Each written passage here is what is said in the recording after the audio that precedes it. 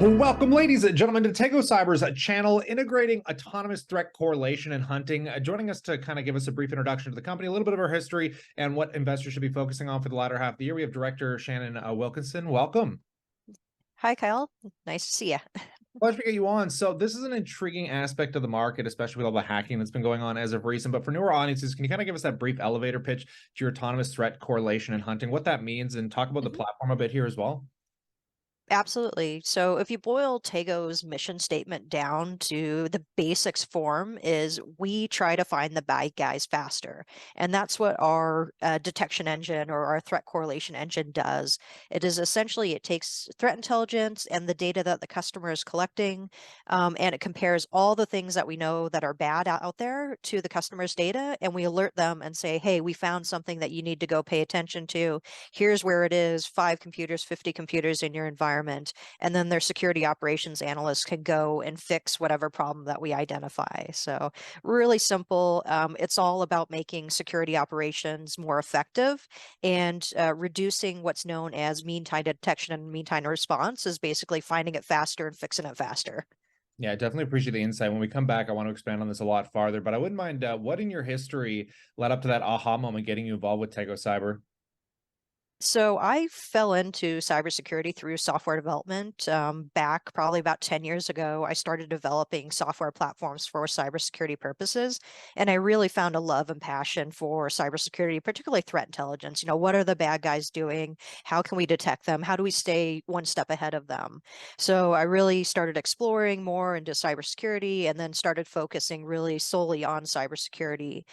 The other co-founder of Tego Cyber is actually my husband, Troy Wilkinson, and he's the Chief Information Security Officer for a Fortune 500 organization out of New York.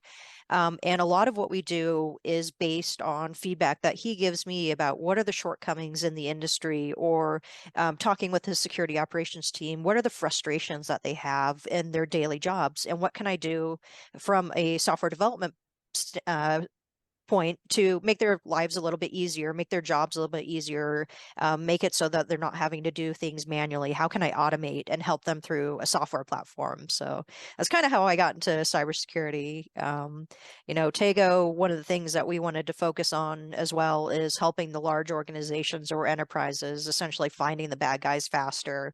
And how can we accomplish that? And I think we've made a pretty exciting platform with our autonomous threat detection platform or engine, where it goes through and just automates the process of hunting for what's known as indicators of compromise, or all the bad things that the hackers are using. So we have about 20 million pieces of data or IOCs in our database. So if you can imagine maybe an analyst sitting there and trying to churn through 20 million pieces of data, it's a pretty daunting task. But if you automate it, it's not so bad.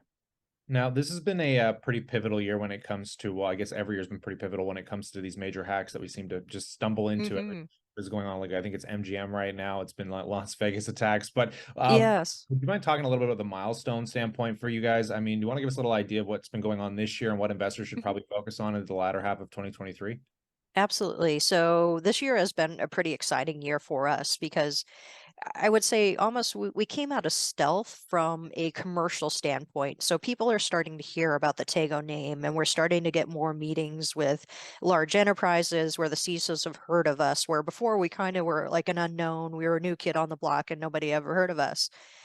One of the things that we did as well that helped us, I think, is both our chief marketing officer, Alyssa Knight, has been doing a great job in getting the Tego brand out there, as well as we hired a chief revenue officer, Kirk Horton, who has really taken over the commercialization aspect of Tego and started moving the sales process forward. In fact, in his first 90 days, he closed his first deal with a major, it's a top 15 managed security service provider.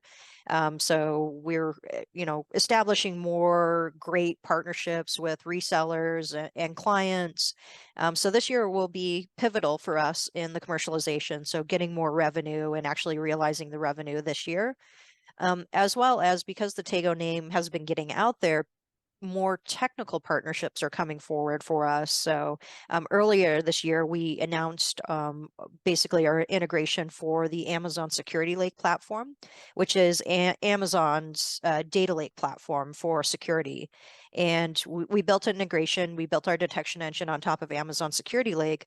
But from that, other companies that are doing complementary services within security have come forward and said, hey, we really like what Tego is doing. Can you build an integration to us?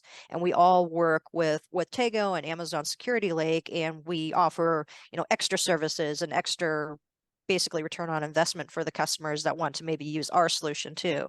So Amazon reInvent is coming up at the end of November. We'll be making some exciting announcements during the conference about some of those technical partnerships that we recently launched. Well, on that, I want to pass a question off to the viewers. We'd love to know what you think in that comment section below, and definitely consider subscribing, because as we uncover this story further and news and catalysts come into play, we're going to bring it to you here. But on that, we look forward to catching you in the next one.